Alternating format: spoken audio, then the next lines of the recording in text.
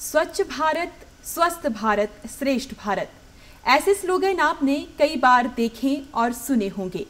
विकासशील देशों में स्वच्छता को लेकर कई अभियान चलाए जा रहे हैं और इन अभियानों के माध्यम से आप अपने आसपास कई परिवर्तन होते हुए भी देख रहे हैं। नमस्कार, दूरदर्शन हिमाचल का कार्यक्रम स्वच्छ भारत देख रहे हैं आप। इस अंक पर आज हम बातचीत करने जा रहे हैं स्वच्छता अभियान में युवा मंडलों की भागीदारी पर, और इस विषय पर बातचीत करने के लिए हमारे साथ आज स्टूडियो में उपस्थित है नीतीश कुमार। नीतीश कुमार के बारे में मैं जानकारी देते हुए बता दूं कि ये इस समय राष्ट्रीय युवा समन्वय सेवक ब्लॉक बिसंतपुर, जिला शिमला और साथ ही साथ ग्राम समन्वय युवक मंडल ओखरू के प्रधान हैं। आपका बहुत बहुत स्वागत सर। नमस्कार मैम, आपका बहुत बहुत धन्यवाद जो इस कार्यक्रम में आपने मुझे अवसर दिया है। नीतीश, सबसे पहले आप जानते हैं कि हमारा कार्यक्रम स्वच्छता अभियान पर है। मैं सबसे पहले ये जानना चाहूंगी, आपका स्वच्छता अभियान से नाता कैसे जुड़ा? सबसे पहले मैं ग्राम समन्वय युवा मंडल का स्वयं मेरे द्वारा गठन हुआ है जी। क्योंकि इसकी प्रेरणा मुझे नेहरू युवा केंद्र शिमला के विभिन्न कार्यक्रमों को देखकर मिली थी। तो ग्रामीण क्षेत्र में भी इस तरह के कार्यक्रम हो तो इसके लिए हमने ग्राम समन्वय युवा मंडल का गठन किया था और इसमें युवाओं की काफ़ी हमारे साथ भागीदारी रही और हमने विभिन्न तरह के ऐसे कार्यक्रम की शुरुआत की जिसमें एक स्वच्छ भारत अभियान भी है जी। आपने कहा कि आप नेहरू युवा केंद्र शिमला के साथ जुड़े हैं।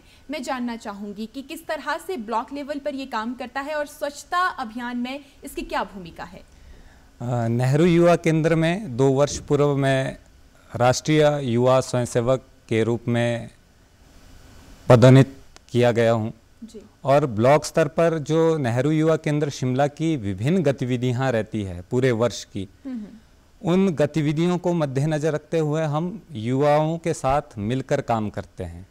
वो चाहे वो डेज एंड वीक के प्रोग्राम हो, चाहे अन्य मासिक कार्यक्रम हो, वैसे कार्यक्रम हम युवाओं के साथ मिलकर करते हैं जी। इसमें महत्वपूर्ण विषय ये रहता है कि हम युवाओं के साथ जो हमारा स्वच्छ भारत अभियान है अभी करके ये संपन्न हुए हैं और आगे भी ये निरंतर जारी ये चला हुआ है कि ये कार्यक्रम ऐसा नहीं है कि स्थगित हो गया है जी। क्योंकि ये सफाई तो आपके डेली लाइफ का एक हिस्सा है और लगातार अगर इन अभियानों के साथ आप जुड़े रहेंगे तो लोगों को भी लगातार मोटिवेट करते रहेंगे। आप युवक मंडलों के साथ जुड़े हैं और आपने कहा कि आपने ही शुरुआत की अपने गांव में। आपके युवक मंडल के बारे में जानना चाहूँगी, किस तरह से काम कर रहा है, अभी कितने सदस्य जुड़े हैं? जो ग्राम समन्वय युवा मंडल ओखरू है, इसमें 18 सदस्य हमारे एक्टिव रूप से ये कार्य कर रहे हैं और हमारा जो पूरा वर्ष भर की गतिविधियां रहती है, हम इनको जो हमारा एक अधिवेशन होता है उसमें हम इसमें तय करते हैं कि हमने पूरे वर्ष में कौन कौन सी गतिविधियां कब कब करनी है। परंतु हम अत्यधिक बल देते हैं स्वच्छ भारत के लिए, तो ये मासिक में हमारा एक कार्यक्रम ऐसा रहता है जिसमें हम सभी युवाओं के साथ मिलकर और समाज के अन्य लोगों के साथ, महिला मंडल के साथ मिलकर हम स्वच्छ भारत कार्यक्रम हर महीने एक कार्यक्रम इसका करते हैं जी। तो आपको क्या लगता है कि जो युवक मंडल है समाज में स्वच्छता अभियान को फैलाने में उनकी कितनी ज़्यादा भूमिका आपको लगती है? देखो मैम, ये बात कही जाती है कि देश का भविष्य युवा होता है, तो अगर सबसे बड़ी बात यह है कि हम पहले युवा को जागरूक करेंगे तो स्वाभाविक सी बात है कि जब एक युवा जागरूक होगा तो वो अपने घर में उससे संबंधित बात करेगा, तो ये जागरूकता यूं ही आगे फैलती जाएगी और इसमें युवाओं की भूमिका नहीं रहेगी, पूरे समाज की भूमिका इसमें हमारे साथ रहती है। फिर तो यानी कि युवा मिलकर पूरे समाज को जागरूक करने का काम कर रहे हैं। आपने शुरुआत में कहा कि आप पूरे साल भर का एक लेखा जोखा तैयार करते हैं कि ये हमारी रूपरेखा रहेगी, इस तरीके के कार्यक्रम रहेंगे। मैं आपके कार्यक्रम के बारे में जानना चाहूँगी, किस तरह के कार्यक्रम अभी तक आप कर चुके हैं? स्वच्छता पखवाड़ा भी आपका चलता है और भी कई तरह के कार्यक्रम हैं, किस तरह से आप उन्हें करते हैं? कुछ कार्यक्रम जो हमारे होते हैं वो 2 विभाग हमारे तय करते हैं। क्योंकि युवा मंडल जो जुड़ते हैं वो 2 विभागों से जुड़ते हैं। जो हमारे स्टेट लेवल पे हैं वो उसके आगे छोटी ब्रांचें हैं जिला स्तर पे, तो जिला युवा खेल विभाग के नाम से इसको जाना जाता है। इस विभाग से कुछ तय प्रोग्राम होते हैं जो हमारे को करने होते हैं, वो विभाग तय करता है कि कब ये कार्यक्रम किस युवा मंडल में करवाने हैं, कब करवाने हैं। और इसी तरह जो हमारा केंद्र का विभाग है वो नेहरू युवा केंद्र है। ये भी हमारे जो कार्यक्रम हैं इनके भी कार्यक्रम कुछ डेज, कुछ वीक्स, कुछ मंथली प्रोग्राम्स रहते हैं, जो ये हमारे को सूचनाएं विभाग से मिलती है कि आपको कब ये कार्यक्रम करवाने हैं। परंतु इसके साथ साथ जो हमारा युवा मंडल है उसका जो कार्यक्रम है वो हम तैयार करते हैं कि हमने मुख्यतः क्या क्या कार्य इस वर्ष करने हैं। जैसे कि हमारा जो मुख्यतः रहता है वो स्वच्छ भारत पे रहता है, जागरूकता अभियान रहता है, हमारे और भी गतिविधियां ऐसी युवा मंडलों में रहती है, जैसे कि शिविर का आयोजन हम करते हैं। और जैसे अभी हमारे युवा मंडल ने एक जैविक खेती के ऊपर समाज को भी संदेश दिया है और अपने साथ उनको जोड़ा है कि हम, क्योंकि केमिकल से ग्रसित हम इतने हो चुके हैं, तो जैविक की और किसान बढ़े, उससे संबंधित भी हमने कार्य किए हैं। लोगों को आप लगातार जानकारी इसके माध्यम से देते हैं। आप नीतीश, आप गांव क्षेत्र में कार्य करते हैं, आपको थोड़ी सी डिफिकल्टी नहीं होती क्योंकि आप कूड़ा एकत्रित कर रहे हैं, फिर उस कूड़े का आप करते क्या है वास्तविक तौर पर? कूड़ा 2 प्रकार का होता है, एक गीला कचरा होता है, एक सूखा कचरा होता है। हमारे को किसी भी काम को करने में समस्याएं तो हमेशा होती ही है, परंतु उसका समाधान निकालकर या उससे निपटने के लिए हमें हमेशा तैयार रहना पड़ता है। तो जो हमारा गीला कचरा होता है, जो उसके लिए हम लोगों को जागरूक करते हैं कि उनको आप एक जगह इकट्ठा करके उसको खाद के रूप में भी उसका प्रयोग कर सकते हैं।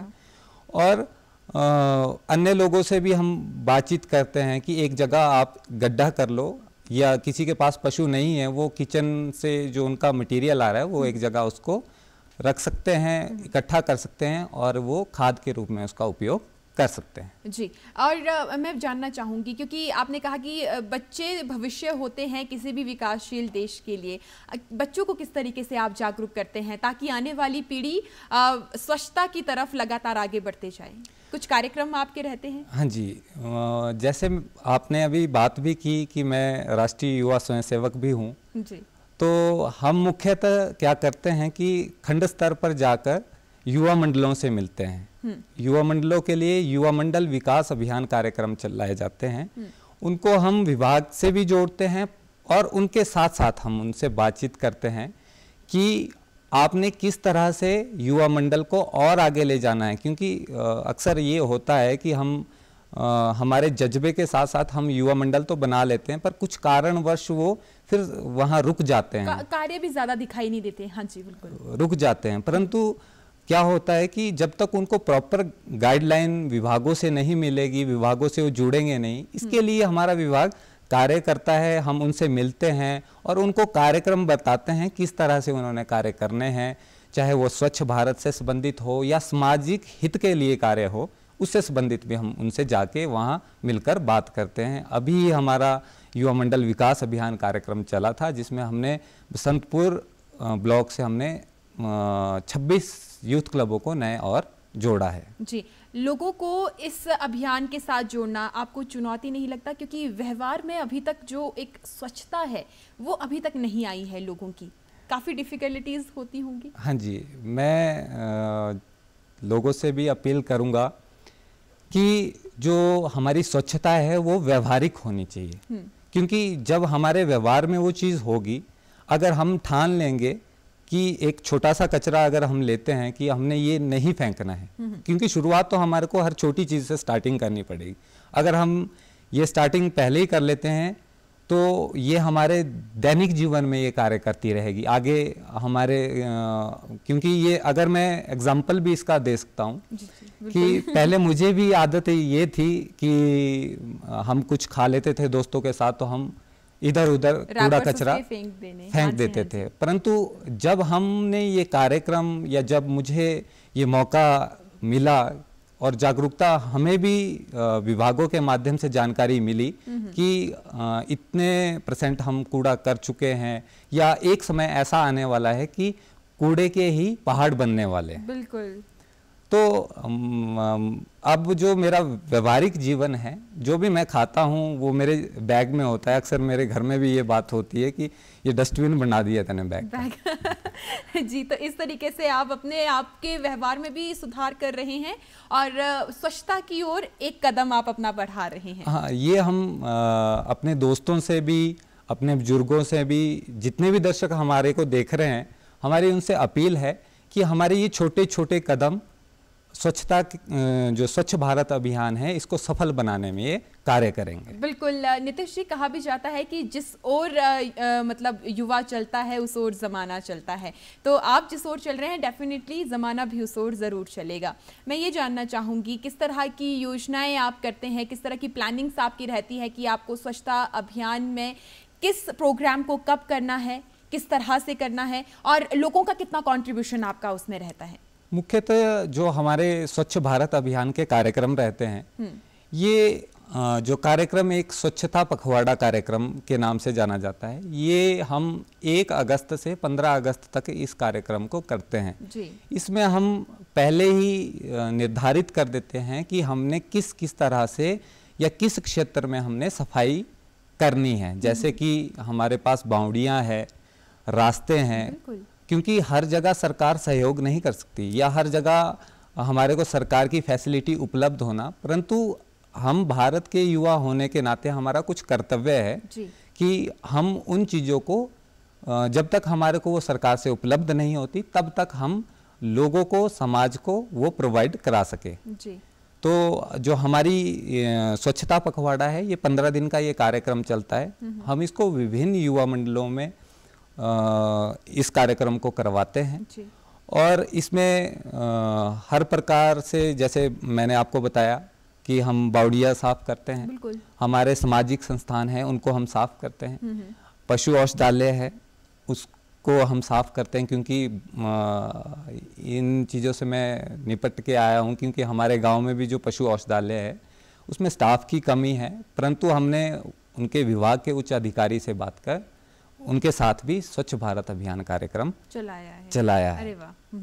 तो इस तरीके के कार्यक्रम आपके रहते हैं। जो दूसरा हमारा कार्यक्रम रहता है वो रहता है 1 अक्टूबर से 31 अक्टूबर तक जी। क्योंकि गांधी जयंती भी इस दौरान बीच में 2 अक्टूबर को आती है, तो इसको स्वच्छता व श्रमदान के नाम से इस कार्यक्रम को जाना जाता है जी। इसके अलावा नेहरू युवा केंद्र शिमला द्वारा एक कार्यक्रम चलाया गया है, स्वैच्छिक कार्यवाही के माध्यम से सेवा एवं सशक्तिकरण कार्यक्रम। क्योंकि होता क्या है कि ग्रामीण क्षेत्रों में तो हम युवा मंडलों से युवाओं को जोड़ लेते हैं, परंतु जो हमारे शहर की तरफ यदि हम आते हैं तो इस माहौल में युवाओं को सेवा करने का अवसर नहीं मिलता। तो हमने वॉलंटियरली एक कार्यक्रम ये चलाया है, वो हमारे नेहरू युवा केंद्र के साथ जुड़ रहे हैं। तो उस कार्यक्रम के साथ जैसे ही जुड़ते हैं तो उनके किस किस क्षेत्र में इंटरेस्ट है उसके हिसाब से हम ये स्वैच्छिक कार्यवाही के माध्यम से सेवा कार्यक्रम चलाते हैं जी। आपके युवा मंडल की मैं बात करना चाहूँगी, कितने लोग आपके साथ काम कर रहे हैं और क्या महिला मंडल भी उसमें आपका सहयोग करती हैं, आसपास के लोग भी सहयोग करते हैं? हमारे 18 मेंबर इस समय ग्राम समन्वय युवा मंडल ओखरू में हमारे साथ निरंतर कार्य करते हैं। जो भी कार्य हमें विभाग द्वारा या अन्य कार्य जो हमने लक्ष्य लिया है कि 1 वर्ष में हमने ये कार्य करने हैं, उसमें वो सहयोग करते हैं। इसके साथ साथ हमारा महिला मंडल भी हमें सहयोग करता है और समय समय पर हम ऐसे कार्यक्रम जैसे कि नुक्कड़ नाटक, ताकि लोग जागरूक हो, और भी अन्य माध्यम हमने इस साल लक्ष्य लिया है कि हम गांव में होर्डिंग बोर्ड लगाएंगे, जिससे लोग अगर कहीं कचरा का सोच भी रहे होंगे, कूड़ा फेंकने की सोच भी रहेंगे, पढ़ते और देखते ही रुक जाएंगे जी। बहुत बढ़िया। और भी हमने इस तरह के हमने ये स्टार्ट किए हैं। हमने अभी गीला कचरा और सूखा कचरा के लिए भी हमने डस्टबिन का प्रबंध किया है। हमारे पास बजट तो नहीं होता, परंतु हमने सेवा भाव से जितने भी हमारे पास युवा आते हैं, हमने 2 गड्ढे किए हैं ताकि लोग उसमें अच्छे तरीके से कचरे का निपटारण कर सके। जी, तो ये कार्य अभी आप करने वाले हैं, ये आपने सोच रखा है कि आपको ये हमारे कार्य इसी महीने में हो जाएंगे, क्योंकि हमने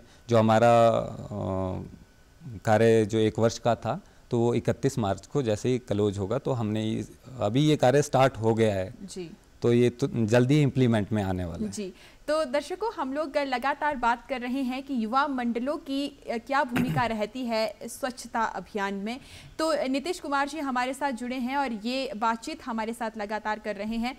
नीतीश जी, मैं वर्षा जल संग्रहालय के बारे में भी बात करना चाहूँगी, क्योंकि ये एक बहुत बड़ा आज की डेट में इशू बन चुका है। किस तरीके से आप लोग इसमें कार्य करते हैं? जी, हम देख रहे हैं कि जो भूमिगत जल है वो काफ़ी उस पर गिरावट आ रही है, और सरकार ने ये और विभाग ने हमारे ये प्रयास किया है कि कैच द रेन एक कार्यक्रम चलाया है, और इसी मंथ ये कार्यक्रम होना है। हमने निश्चित कर लिया है कि ग्राम समन्वय युवा मंडल में एक कार्यक्रम ये होगा, और बसंतपुर ब्लॉक में दूसरे अन्य युवक मंडल में ये कैच द रेन का कार्यक्रम होगा। हम जो कैच द रेन हमारा वर्षा जल संग्रहण से संबंधित जो कार्यक्रम है, इसमें हम लोगों को जागरूक करते हैं कि उन्होंने कैसे जो वर्षा का जल है उसको वो संग्रहित कर सकते हैं, वो हमारे किस किस काम आ सकता है। देखो, एक तो जंगलों में यदि आग लग जाती है जी, तो हम उस पानी का प्रयोग कर सकते हैं। हर जगह तो ये नहीं हो सकता कि फायर ब्रिगेड वहाँ पर पहुँच सके, बिल्कुल सही। हर जगह सड़क उपलब्ध नहीं हो सकती, परंतु इसके माध्यम से हम वनों को आग से बचा सकते हैं।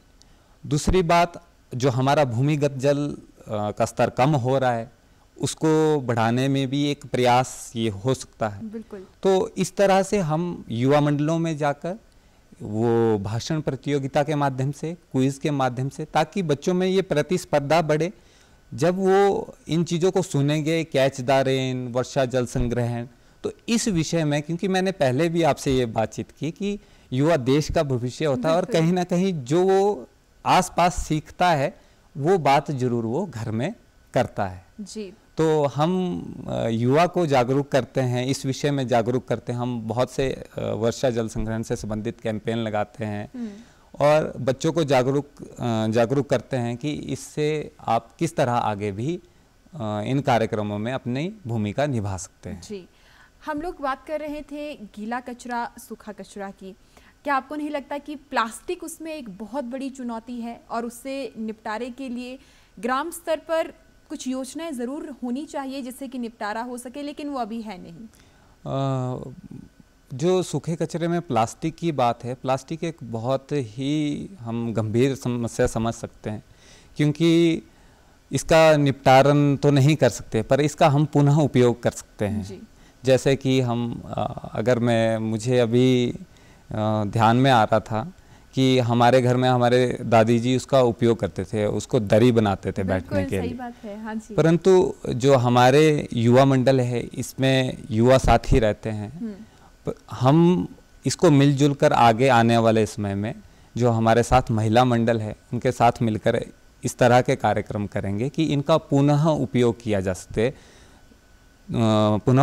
जा सके और ये इस्तेमाल फिर से हो सके, क्योंकि इसको हम एकदम से ख़त्म तो नहीं कर सकते। बिल्कुल सही बात है। परंतु और लोगों की आदतों को भी एकदम से नहीं बदला जा सकता कि आप प्लास्टिक का इस्तेमाल बंद कर दे या फिर बेहद कम, परंतु हम इसमें प्रयासरत रह सकते हैं और इस तरह की गतिविधियां करके हम जी इसका सही उपयोग कर सकते हैं। जी, सही बात आपने कही। और देखिए, स्वच्छता में हम लोग जब भी बात करते हैं, हम लोग बातचीत करते हैं कि लोग हैं उनको जोड़ा जाना चाहिए, लोगों को स्वच्छता का ख्याल रखना चाहिए, लेकिन कभी कभी हम लोग बेजान और ऐसे पशुओं को भूल जाते हैं, क्योंकि आप आज की दिनांक में देख रहे हैं कि प्लास्टिक कचरा का जो सेवन है वो पशुओं द्वारा बहुत ज़्यादा हो रहा है। ऐसे केसेस भी आपके पास ज़रूर आते होंगे? हम मुख्यतः ग्रामीण क्षेत्र में कार्य करते हैं।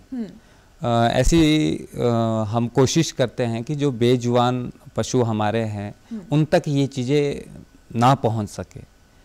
इसीलिए हम क्या करते हैं कि हम लोगों को जागरूक कर रहे हैं, क्योंकि जब वो जब तक उनके पास ये बात नहीं पहुंचेगी, जब तक वो जागरूक नहीं होंगे, तब तक वो उस चीज़ को करने से तो नहीं रोकेंगे। बिल्कुल सही कहा जी। तो हमारा मुख्यतः काम रहता है कि लोगों को जागरूक किया जा सके। लोग हमारे साथ या लोग हमारी बात क्यों सुनेंगे? हम मुख्यतः युवाओं से जुड़ते हैं, युवाओं के बीच इस बात को रखते हैं कि ये एक हमारा अहम विषय है जिसको हमें सोचना पड़ेगा, कि इस बारे में हमारे को सोचना पड़ेगा कि हम इसका कैसे जो हमारे बेसहारा पशु है, बेजुबान है, उनसे दूर रखा जा सके। या अन्य स्रोत भी हमारे हैं, जैसे बावड़ी है, पानी के और स्रोत हैं, कुएं हैं, तालाब है, उनसे भी दूर रखा जा सके, क्योंकि जो प्लास्टिक है गंभीर समस्या है। और हमने अभी भी सिंगल यूज़ प्लास्टिक जो हमारा इस बार क्लीन इंडिया जो चला है, इसमें हमारे जो केंद्रीय मंत्री है अनुराग ठाकुर जी, इनके तो युवा मंत्री है और ऊपर से विभाग भी युवा खेल मंत्रालय का है, तो कहीं ना कहीं मोटिवेट भी जरूर करते होंगे आप। इनके विभाग के दिशा निर्देशानुसार हमने सिंगल यूज प्लास्टिक को इकट्ठा किया है।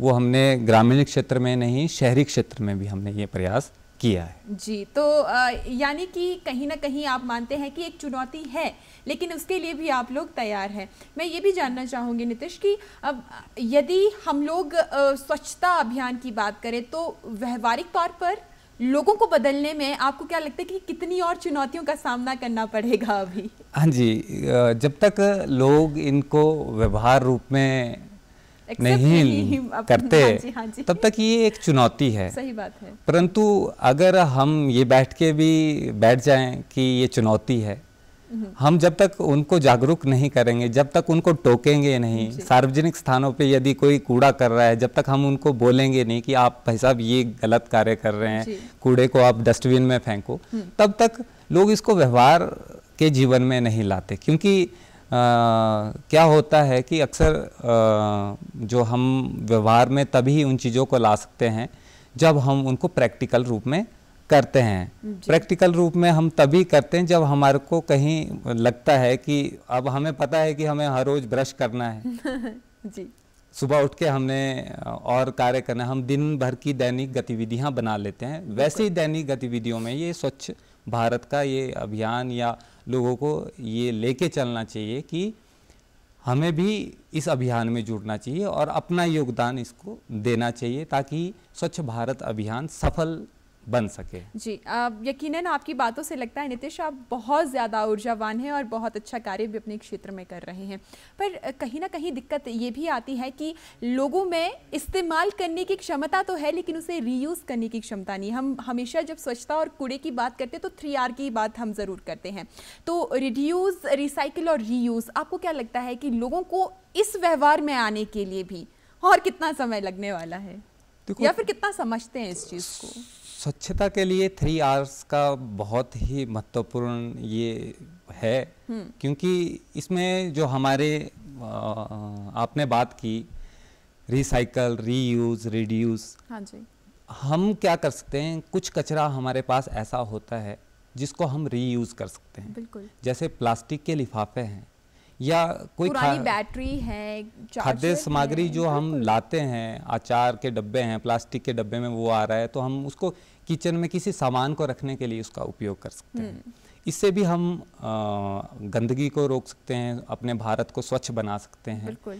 और अगर हम बात करें रिसाइकल की, कुछ चीज़ें ऐसी होती है, देखो ग्रामीण क्षेत्र में जैसे कि बच्चे पढ़ लेते हैं, उनकी कॉपी है, हम क्या करते हैं उनको फेंक देते हैं, परंतु हम इसका उपयोग कर सकते हैं, पुनः चक्रण इसका कर सकते हैं। जैसे कि लोहा है, छोटे छोटे लोहे के पीस है, ये रिसाइकल हो सकता है। और इसमें लोगों की भूमिका होनी अति आवश्यक है। ये तब हो सकता है जब इसके प्रति, स्वच्छ भारत के प्रति लोग जागरूक होंगे। और ये हमारा निरंतर प्रयास है कि हम ये अभी तक ही हमारा प्रयास नहीं है कि जो हमारा कार्यकाल है, हम इस कार्यकाल में ही लोगों को, जब तक जीवन पर्यंत हम इसमें जुड़े रहेंगे क्योंकि कहते हैं कि स्वच्छता अंदर की हो चाहे बाहर की, दोनों ही जरूरी है। दोनों ही ज़रूरी है। नीतीश, बहुत अच्छा लगा आपसे बात करके। पहली बात तो ये कि आप बहुत ऊर्जावान हैं और दूसरी बात ये कि आप जो संदेश हमारे दर्शकों को दे रहे थे वो बहुत ज़्यादा बढ़िया था। बहुत बहुत शुक्रिया आपका हमारे साथ जुड़ने के लिए। धन्यवाद जी। तो आप देख रहे थे कार्यक्रम स्वच्छ भारत, जिसमें हमारे साथ जुड़े थे नीतीश कुमार।